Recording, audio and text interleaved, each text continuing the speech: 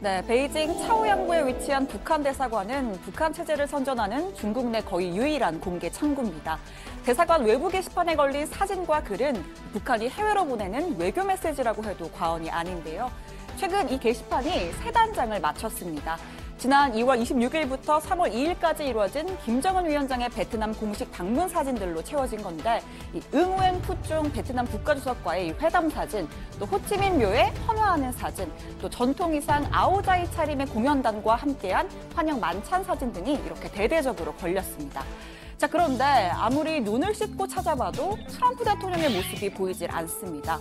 나흘간의 베트남 일정 중에서 이 절반이 2차 북미 정상회담 관련 일정이었는데, 이 게시판만 보면 북미 정상회담은 아예 없던 일처럼 보입니다. 자, 실수일까요? 의도일까요? 자, 지난해 6.12 1차 북미 정상회담 직후를 보겠습니다. 대사관 게시판엔 김 위원장과 트럼프 대통령의 첫 악수 장면, 또 단독 회담 현장, 공동 서명식, 또 화기애애한 산책 사진 등을 하단에 설명까지 달아서 아주 상세하게 실었습니다. 당시 베이징 외교가에선 북한 대사관 게시판에 미국 대통령 사진이 나온 건 처음일 것이라면서 의미를 부여하기도 했었죠. 자, 이번에 2차 정상회담 사진을 싣지 않은 건 예기치 못한 회담 결렬에 대한 불만을 우회적으로 드러낸 것 아니냐는 분석이 나오는데요. 비핵화 협상 중단을 거론한 최선희 외무성 부상의 평양 기자회견과 같은 맥락이라는 겁니다. 미국 측이 점의 관계 개선이라든가 그 밖에 다른 6월 12일 공동 성명 조항들이 이행에는 일체 관심이 없고, 오직 우리와의 협상에서 그 어떤 결과를 따내서 저들이 정치적 치적으로 만드는데利用하려 한다는 것이었습니다. 명백히 하건대 지금과 같은 미국의 강도적 입장은 사태를 분명 위험하게 만들 것입니다. 네, 이에 대한 미국의 반응도 소개해드렸습니다. 트럼프 대통령은 직접 입을 여는 대신 볼턴 보좌관이나 멀베이니 백악관 비서실장 대행 등 참모진을 통해서 입장을 전했습니다.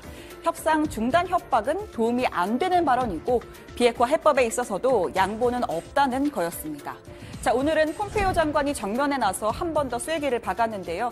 대화는 이어가겠지만 검증된 비핵화를 먼저 하는 게 올바른 순서라고 강조했습니다.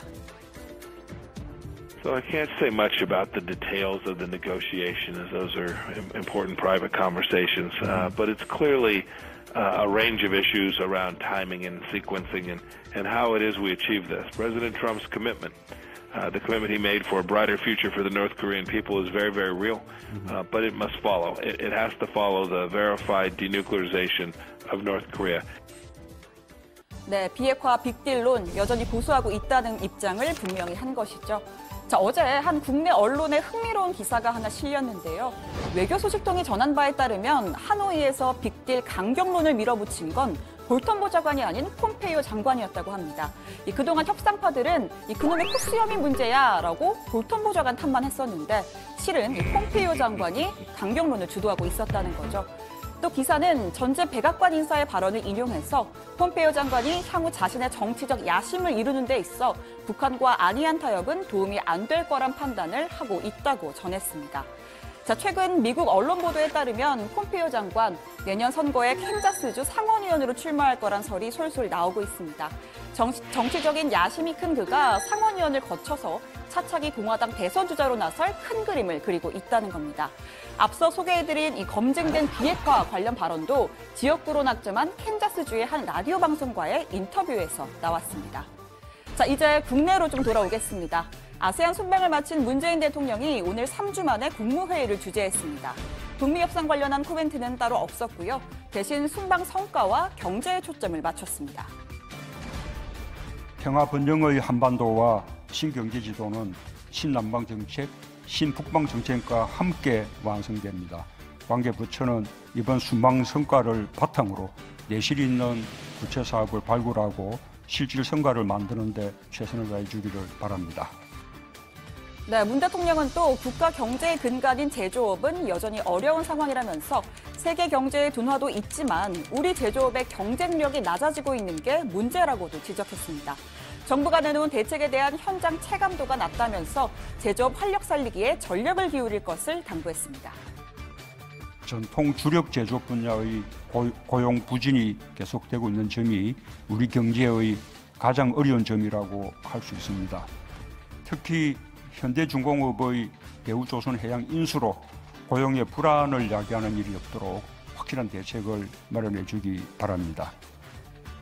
네, 이와 함께 지난 연말에 발표한 자동차 부품 산업 대책, 또 비메모리 반도체 분야 경쟁력 제고, 신산업 육성 방안에도 속도를 내야 한다고 강조했습니다.